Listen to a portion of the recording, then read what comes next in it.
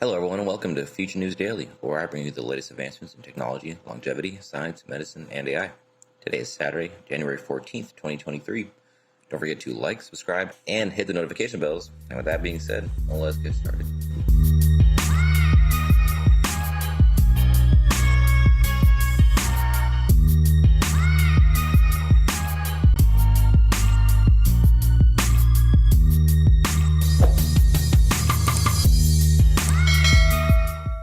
So first up today, the propulsion system that could get us from Earth to Neptune in 1 year. NASA is investing in a far-out space exploration concept called pellet beam propulsion.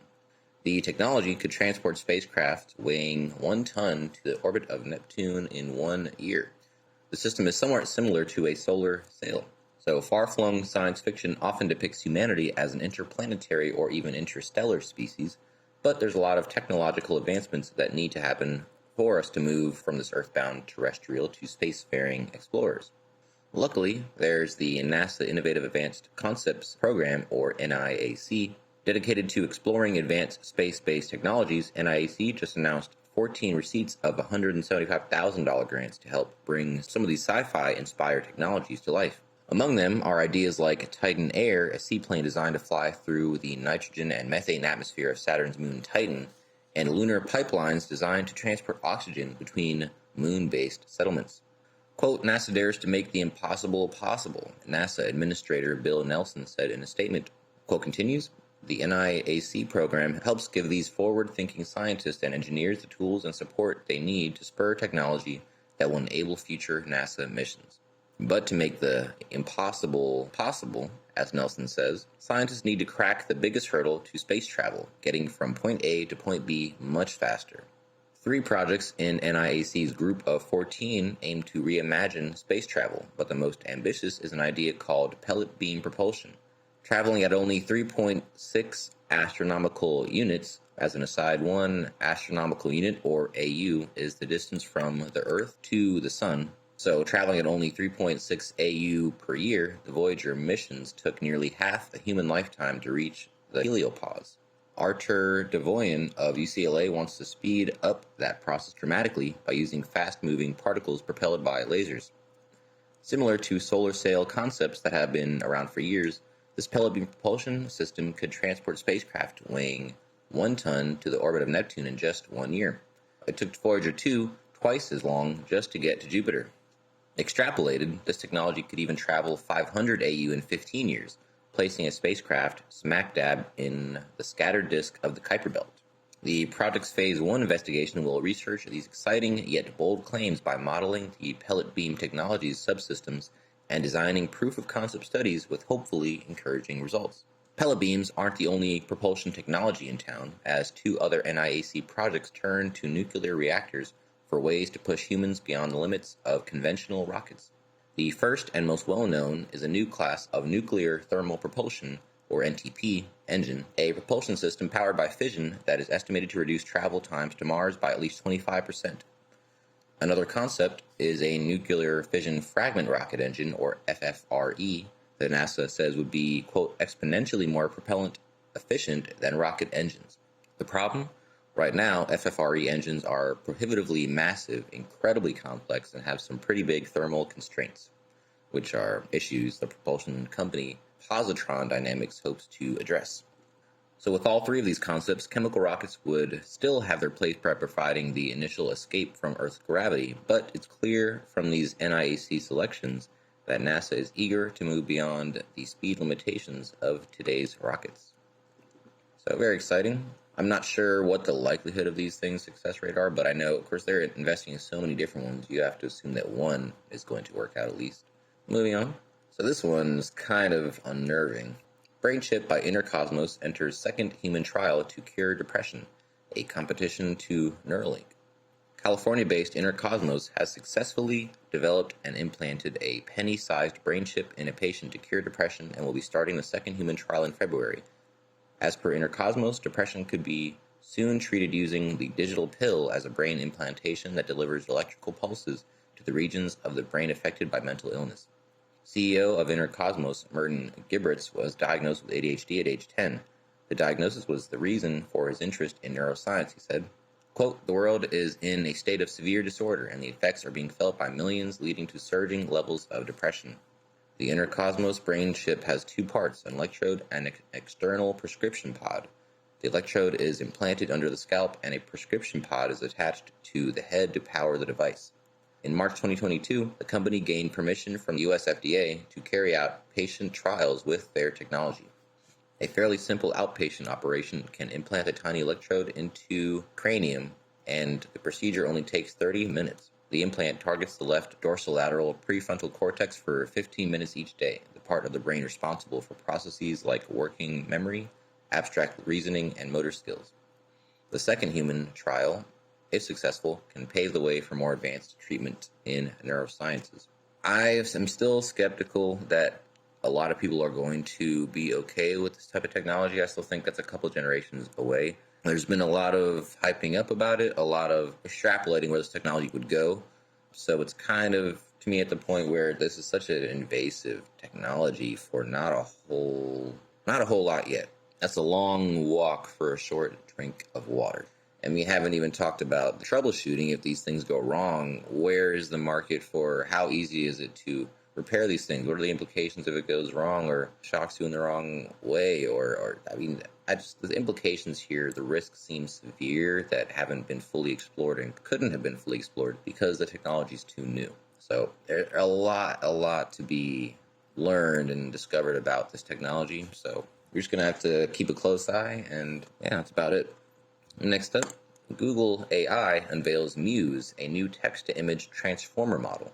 So as we know, Google is very much trying to stay in the race in regards to AI and Microsoft and how much money they're putting into it. So this is their next shot at keeping up with it. Google AI released a research paper about Muse, a new text-to-image generation via masked generative transformers that can produce photos of a high quality comparable to those produced by rival models like the DALL-E 2 and Imagen at a rate that is far faster.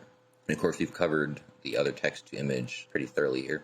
Muse is trained to predict randomly masked image tokens using the text embedding from a large language model that has already been trained.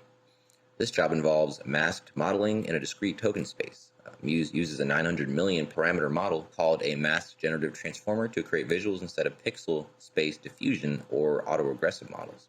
Google claims that with a TPU v4 chip, a 256 by 256 image can be created in as little as 0.5 seconds as opposed to 9.1 seconds using Imagen. Their diffusion model that they claim offers an unprecedented degree of photorealism and a deep level of language understanding. TPUs, or tensor processing units, are custom chips developed by Google as dedicated AI accelerators. According to the research, Google AI has trained a series of Muse models with varying sizes, ranging from 632 million to 3 billion parameters, finding that conditioning on a pre-trained large language model is crucial for generating photorealistic, high-quality images. Muse also outperforms Party, a state-of-the-art autoregressive model, since it uses parallel decoding and is more than 10 times faster at inference time than the Imagen 3B or Party 3B models, and 3 times faster than the Stable Diffusion 1.4 based on testing using hardware that is equivalent. So they advertise that this is going to blow every other model out of the water, basically. Of course, we'll have to wait and see. Muse creates visuals that correspond to the various components of speech found in the input captions, such as nouns, verbs, and adjectives. Additionally, it shows knowledge of both visual style and multi-object features like compositionally and carditionally. Generative image models have come a long way in recent years thanks to novel training methods and improved deep learning architectures. These models have the ability to generate high, detailed, and realistic images, and they're becoming increasingly powerful tools for a wide range of industries and applications. So I can't wait to use this one because that 8 seconds, 9 seconds, there were 1 or 2 times where it actually froze and didn't do anything at all. So yeah, if you're basically doing it within real time, 0.5 seconds, that's by the time you hit enter, it's already there. That would be pretty nice. And if it was that much more realistic, yeah. Last up for you guys. Segueing away from the technology a little more to the longevity, there's more than one way to eat for a longer life. There are many different healthy eating patterns that may help you live longer. A new study suggests as long as these dietary habits focus on whole grains, fruits, vegetables, nuts, and legumes, that is. For the study, Researchers at Harvard University examined data on more than 75,000 women and more than 44,000 men who completed a series of dietary questionnaires over 36 years, starting when they were in their early 50s. None of the participants had a history of cancer or heart disease. So this is over 100,000 people over 36 years. Wow. So I'd say you can trust the results of this study. Scientists scored their diets on the basis of how closely they followed one of 4 different eating patterns, including a plant-based diet and the Mediterranean diet. The 2 other diets were the Healthy Eating Index, which aligns with the U.S. Dietary Guidelines for Americans, and the Harvard-developed Alternative Healthy Eating Index, which takes into account how what we eat relates to chronic disease risk. People who most closely followed any one of these diets were up to 20% less likely to die of all causes during the study, and were also much less likely to die of typical causes like cancer, heart disease, and respiratory illnesses. The researchers reported January 9th in JAMA Internal Medicine. Individuals from all racial and ethnic groups in the study had lower odds of premature death when they followed any of these healthy eating patterns. Quote, the good news from the study is that almost everyone can benefit from adopting healthy dietary patterns regardless of race and ethnicity. This is said by Frank Hu, MD, MPH, PhD, the senior study author, a professor, and the chair of nutrition department at the Harvard T.H. Chan School of Public Health in Boston. No one culture has the healthiest diet. So one limitation of the study is that researchers relied on participants to accurately recall and report on their dietary habits over time, making it possible that the people misread how they really ate. Even so, the results offer fresh evidence that U.S. dietary guidelines supporting a broad range of eating patterns, including a variety of foods popular in different cultures, can indeed help people lead longer, healthier lives. Quote, because there exists a variety of health dietary patterns, one does not need to stick to only one dietary pattern. In practice, individuals may choose a healthy eating pattern according to their health conditions and cultural traditions. The fact that this finding was consistent across racial and ethnic groups is not surprising, since we are all biologically the same. People can find healthy eating patterns in every culture as long as they stay away from highly processed foods and saturated fats. Try to follow a diet that is high in fruits, vegetables, legumes, whole grains, and nuts. Eating fish and other sources of unsaturated fats is also good. So it might be worth looking into all 4 of these diets, and honestly, it'd be nice to kind of can package up your own diet from these 4, picking and choosing the ones that you kind of favor the best, that you know you're going to eat or are easy accessible, not as expensive, etc. And you can create your own, and it's not even a diet, just create your own healthy basket of foods and be conscious of it. We could all benefit from that. But anyway, that is the last article I have for you today.